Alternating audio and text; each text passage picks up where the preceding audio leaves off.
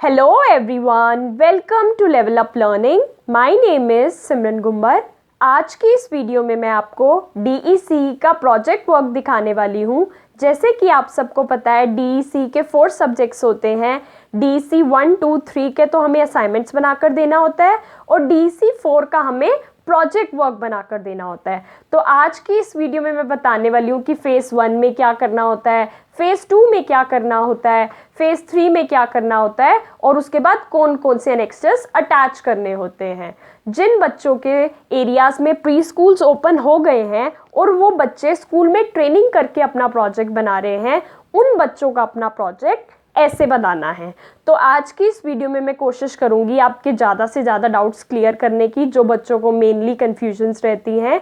और ऑल्सो मैं इसमें बता दूंगी कि अब आपको अपने प्रोजेक्ट के साथ कौन कौन से रिवाइज एंड एक्स्ट्रास लगाने होते हैं. और आपको DEC के प्रोजेक्ट की PDF चाहिए हो, complete PDF with different activities, different examples, तो स्क्रीन पर जो नंबर शो हो रहा है लेवल अप लर्निंग का, आप वहाँ से कॉन्टेक्ट करके डिफरेंट PDFs प्रोजेक्ट्स की ले सकते हो. मैं यहाँ पर आज इस वीडियो में एक छोटा सा आपको एग्जाम्पल दिखाने वाली हूँ. तो आपको पता है DEC 4 का प्रोजेक्ट बनता कैसे है, मतलब बेसिकली एक मैं आपको ना डेमो कह सकते हो या एक सैम्पल छोटा सा दिखाती हूँ. सबसे पहले आया फेज़ 1, फिर होता है फेज़ 2, फिर लगता है फेज़ 3 एंड देन हमारे लगते हैं ये सारी एक्टिविटीज़ और देन हमारे लगते हैं एनेक्स्टर्स. ठीक है, ये हमारा हो गया इतना मोटा प्रोजेक्ट. ठीक है, तो मैं आपको सबसे पहले बताती हूँ फेज़ 1 के बारे में. फेज़ 1 में बेसिकली क्या होता है कि हम स्कूल में जाकर टीचर को 5 दिन तक ऑब्जर्व करते हैं. मैंने यहाँ पर लिख दिया phase 1 making observations. In phase 1 I observed the nursery school teacher for 5 days. I have written my observation and also analyzed those observations. कि मैंने उन टीचर को ऑब्जर्व करा, वो ऑब्जर्वेशंस लिखी और उनका एनालिसिस करा.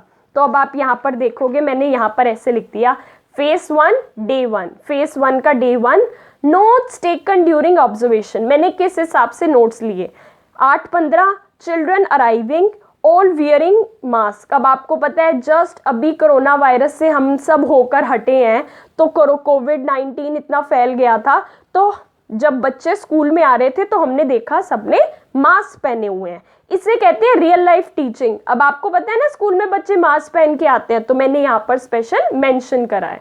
मैं हमेशा जब भी कोई प्रोजेक्ट बनाती हूँ आपके लिए लेकर आती हूँ, वो बिल्कुल करंट सिनेरियो पे न्यू लेटेस्ट गाइडलाइंस के हिसाब से बनाती हूँ. इसके साथ साथ अगर किसी को स्कूल में, जो ऐसे ये प्रोजेक्ट मैं आपको दिखा रही हूँ, ये स्कूल में ट्रेनिंग वाला है, अगर किसी को जिनके एरियाज़ में प्री स्कूल्स ओपन नहीं हुए घर वाला प्रोजेक्ट चाहिए हो, हिंदी मीडियम में चाहिए हो, इंग्लिश मीडियम में चाहिए हो, DEC से रिलेटेड कोई भी असाइनमेंट चाहिए हो, इंपॉर्टेंट क्वेश्चन आंसर चाहिए हो, क्रैश कोर्स चाहिए हो, तो स्क्रीन पर जो नंबर शो हो रहा है आप वहाँ से कॉन्टेक्ट करके ले सकते हो. और सिमरन मैम का ये अभी तक का रिकॉर्ड है, उनके सारे स्टूडेंट्स हमेशा 70% से ज़्यादा लेकर आते हैं, क्योंकि उनको हमेशा जब सिमरन मैम के जो बच्चे स्टूडेंट्स असाइनमेंट्स बनाते हैं वो बिल्कुल प्रॉपर अच्छे तरीके से बनाते हैं, उनके प्रोजेक्ट्स कभी रिजेक्ट नहीं होते, अच्छे से पढ़ाई करते हैं, अच्छे मार्क्स लेकर आते हैं. तो सिमरन मैम के स्टूडेंट्स हमेशा 70% से ज़्यादा लेकर आते हैं. तो चलो बैक टू द वीडियो. जैसे ये नोट्स, 8:30 बजे मॉर्निंग प्रेयर हुई, 9 बजे एक्टिविटी कौन सी हुई, printing with vegetables, 9:50 hand washing and fruits break, 10:20 outdoor free play, 10:50 lunch time. ऐसे ये सारा मैंने बता दिया. ठीक है, ओके. उसके बाद क्या होता है, अब हमें अपनी ऑब्जर्वेशन लिखनी होती है. Day 1 observations analysis. अब 8:15 से लेके 8:30 तक क्या हुआ, children have started arriving in the preschool. Some of them are coming to school enthusiastically while some of them are crying and don't want to attend school. अब ये चीज़ लिखी. अब इसका क्या एनालिसिस होगा हमने वो लिखा. अब मेरे को पता है कि मैंने DEC कर रखा है, मैंने और टीचिंग के कोर्सेज कर रखे हैं, तो मुझे चाइल्ड डेवलपमेंट और पैडागोजी की नॉलेज है, तो मैं ये एनालिसिस अच्छे से कर सकती हूँ. कल को आप कहते हो मैम मैंने ना किसी कैफ़े वाले से प्रोजेक्ट ले लिया था, उनको खुद ही नहीं पता होता कि किस हिसाब से एनालिसिस करना होता है, किस हिसाब से लिखना होता है, और फिर आप लोग भी गलत लिख देते हो. तो आई विल सजेस्ट, जब आप किसी की वीडियो से समझते हो या PDF देखते हो, तो किसी ऐसी वीडियो को देखा करो जिसको प्रॉपर इस सब्जेक्ट की नॉलेज हो। मैं आपके लिए ज़्यादा से ज़्यादा वीडियोस लाने की कोशिश करती हूँ क्योंकि मुझे पता है, मुझे इस चीज़ की नॉलेज है और मैं ये चीज़ आपके साथ शेयर कर सकती हूँ। अब इसका एनालिसिस क्या हुआ? Teacher was welcoming each child to make child a healthy and loving environment. अब आप बताओ, जब आप स्कूल में जाते थे, आपकी मैम गुड मॉर्निंग विश करती थी, आपसे अच्छे से मिलती थी, तो आपको बहुत अच्छा लगता था, एक लविंग एटमॉस्फेयर डेवलप हो जाता था ना, आपको स्कूल जाना अच्छा लगता था। तो बस इसका ये एनालिसिस है। ऐसे नीचे आगे जैसे teacher along with assistant is standing near the door of its class and welcoming and greeting each child with love and affection। ये हो रहा था, अब इसका एनालिसिस लिख दिया। Welcoming and greeting each child will help in forming an emotional bond with each child। कि अब हम अच्छे से सब बच्चों को वेलकम करेंगे तो हमारा एक इमोशनल कनेक्शन बन जाएगा।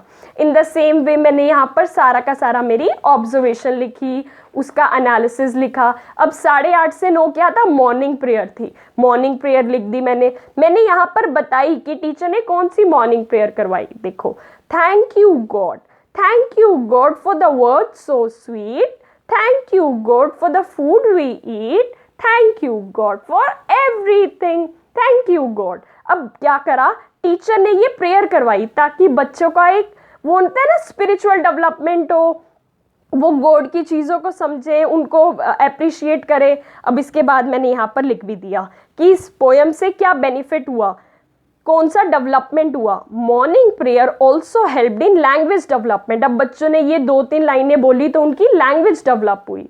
अब यहाँ पर जैसे ये टीचर ने 2-3 बार रिपीट करवाई तो ये सब लिख दिया। ऑन दी अदर हैंड इधर हमने लिख दिया कि बच्चों को अगर हम 2-3 बार कोई चीज़ रिपीट करवाएंगे तो उन चीज़ों को अच्छे से लर्न कर जाते हैं और उनका इंटरेस्ट बढ़ता है।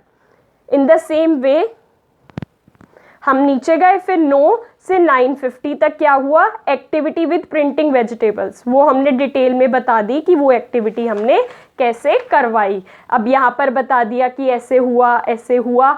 ये मैं आपको सिर्फ एक छोटा सा सैंपल दिखा रही हूँ। अगर आपको इसकी कंप्लीट पीडीएफ चाहिए हो तो स्क्रीन पर जो नंबर शो रहा है आप वहाँ से कांटेक्ट करके पीडीएफ ले सकते हो। वहाँ आपको डिफरेंट एक्टिविटीज़ के साथ डिफरेंट ऑब्जर्वेशंस के साथ प्रोजेक्ट फाइल मिल जाएगी। अब 9:50 to 10:20 तक फ्रूट ब्रेक हुई, ठीक है, ऐसे ही सारा चलता जा रहा है। आउटडोर फ्री प्ले कब हुआ, लंच टाइम क्या था। अब आपको अपनी ऑब्जर्वेशन एनालिसिस इतने अच्छे तरीके से लिखनी है ताकि आपके किसी भी चीज़ में कोई भी मार्क्स कटने के चांसेस ना रहे। उसके साथ साथ आप नीट एंड क्लीन में देख सकते हो, मैंने यहाँ पर सारे के सारे पेज नंबर्स डाले हैं ताकि आपके जो प्रोजेक्ट है उसकी सीक्वेंस खराब ना हो। ऐसे चलते गए कि 12 बजे तक फॉलोइंग इंस्ट्रक्शंस एक्टिविटी हुई, 12 से 12:20 तक फिर वो बच्चों के जाने का टाइम हो गया। सारा का सारा एनालिसिस करने के बाद हमने फर्स्ट डे का कंक्लूजन दिया। The educator focused on various areas of development for the holistic development of the children। कि बेसिकली हमने ना पूरे डे को सम अप करके बताया कि कैसा पूरा डे गया, टीचर ने किन किन डेवलपमेंट के डोमेन्स पे फोकस करा, स्ट्रक्चर्ड एक्टिविटीज़ और फ्री प्ले एक्टिविटीज़ में बैलेंस था, बच्चों को मौका दिया कि वो अपने हिसाब से खेल सकें, प्ले वे मेथड यूज़ करा और सब बच्चे इंटरेस्ट ले रहे थे। इस हिसाब से मैंने ये जैसे आपको एक दिन का दिखा दिया ना, इस हिसाब से आपको प्रॉपर अच्छे से ऑब्जर्वेशन 5 डेज़ की लिखनी होती है फेज़ 1 में। फेज़ 1 छोड़ते हैं, बाकी चलते हैं फेज़ 2 की तरफ। ये तो जब आप कंप्लीट पीडीएफ लोगे डिफरेंट एग्जांपल्स के साथ आपको मिल जाएगी। अब ये हमारा आ गया फेज़ 2। देख रहे हो फेज़ 2 तो कितना ही मोटा है क्योंकि ये सबसे ज़्यादा एक्टिविटीज़ होती हैं। Phase 2 organising activity sessions with children. अब फेज़ 2 इज़ ऑफ 20 डेज। मैंने प्रॉपर आगे जनरल इन्फॉर्मेशन दे दी। In second phase of project work I have organized and conducted 30 activity session with children। कि फेज़ 2 में मैंने 30 एक्टिविटी सेशंस कंडक्ट करवाए हैं बच्चों के साथ। ये इसके अंदर जैसे ये है ना, इसके अंदर ऐसे प्रॉपर सारी की सारी एक्टिविटीज़ हैं और उनकी रिपोर्ट्स हैं, ठीक है। अब हम बढ़ते हैं फेज़ 3 की तरफ। फेज़ 3 जैसे कि मैंने आपको कहा, मैं आपको इस वीडियो में एक छोटा सा सैंपल दिखा रही हूँ। तो phase 3 taking complete charge of children from arrival time till departure। Which means कि अब आप पहले सारे दिन का करिकुलम डिज़ाइन करोगे, फिर आप पूरे मतलब डे के लिए एक थीम सेलेक्ट करोगे, उसके आसपास मिनिमम 3 मैक्सिमम 4 एक्टिविटीज़ करवाओगे और उनकी जनरल रिपोर्ट लिखोगे एंड देन इंडिविजुअल रिपोर्ट्स लिखोगे। मैंने एक जनरल इन्फॉर्मेशन दे दी। Phase 3 is of 5 days. I made curriculum of 5 days and daily conducted 3 activities. After conducted activities, I wrote their reports. मैंने एक जनरल इन्फॉर्मेशन दे दी और उसके बाद यहाँ पर प्रॉपर उनके जैसे करिकुलम बनने थे और उनकी एक्टिविटीज़ थी वो यहाँ पर आ गई। अब मैं आपको बताने वाली हूँ कि आप अपने DEC 4 के प्रोजेक्ट के साथ कौन कौन से एनेक्सेस अटैच करोगे न्यू रिवाइज गाइडलाइंस के हिसाब से। अगर आप अपना प्रोजेक्ट स्कूल में ट्रेनिंग करके बना रहे हो, आपने फेज़ 1 बना लिया, फेज़ 2 बना लिया, फेज़ 3 बना लिया, उसके बाद आपकी जो न्यू रिवाइज गाइडलाइंस आई हैं उसमें से रिवाइज एनेक्सचर 1A आप अटैच करोगे। ये मैंने आपको एक सैंपल के तौर पे दिखा रखा है, फिल हुआ। उसके बाद रिवाइज एनेक्सचर 1B फिल होगा। ये सिर्फ और सिर्फ एक एग्जाम्पल है। जब आप मुझसे प्रोजेक्ट की कंप्लीट PDF लोगे तो मैं उसको बता दूंगी, आपको समझा दूंगी कि किस हिसाब से ये एनेक्सचर्स फिल होते हैं और कैसे गाइड आपको मार्क्स देता है। उसके बाद 1B, उसके बाद 7A ये न्यू रिवाइज गाइडलाइंस में से होगा और उसके बाद ये जो आपके पास आपकी DEC 4 की प्रोजेक्ट मैनुअल आती है उसमें से एनेक्सचर 3। एनेक्सचर 3 में आपको क्या होता है, मार्क्स मिलने स्टार्ट हो जाते हैं। तो आपका गाइड जिस हिसाब से किस हिसाब से मार्क्स देगा वो मैंने इस सैंपल एक जो रेडी करा है उसमें लगा रखा है। अगर आपको इसमें ना जैसे जैसे मार्क्स देते हैं या गाइड आपके बारे में कैसे लिखता है, क्या लिखता है, वो सब यहाँ पर लिखा हुआ है। आज की ये वीडियो छोटा सा सैंपल कैसे आप अपना DEC का प्रोजेक्ट बना सकते हो। ये फेज़ 1 था, ये फेज़ 2 की कुछ एक्टिविटीज़ हैं और फेज़ 3।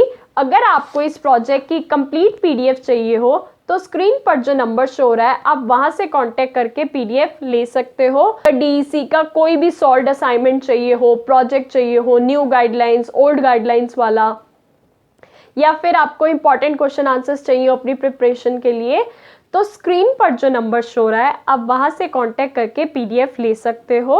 उसके साथ साथ हम आपके सारे डाउट, सारी कन्फ्यूजन, जो भी आपको समझ नहीं आ रहा होता वो सब समझा देते हैं। मतलब हमारी तरफ से आपको फुल सपोर्ट है कि आपका अच्छे से सारी चीज़ें कंप्लीट हो जाएं और आप फटाफट से जल्दी टीचर्स बनो और अपनी लाइफ में सेटल डाउन हो जाओ। आई होप आपको ये वीडियो यूज़फुल लगी होगी। यूज़फुल लगी तो वीडियो को लाइक कर देना, नीचे कमेंट करके बता देना अगर आपका कोई डाउट रह गया हो और अपने फ्रेंड्स के साथ शेयर कर देना। अगर आपको प्रोजेक्ट के डिफरेंट एक्टिविटीज़ के साथ PDF चाहिए हो तो स्क्रीन पर जो नंबर शो रहा है वहाँ से कांटेक्ट करके PDF ले सकते हो।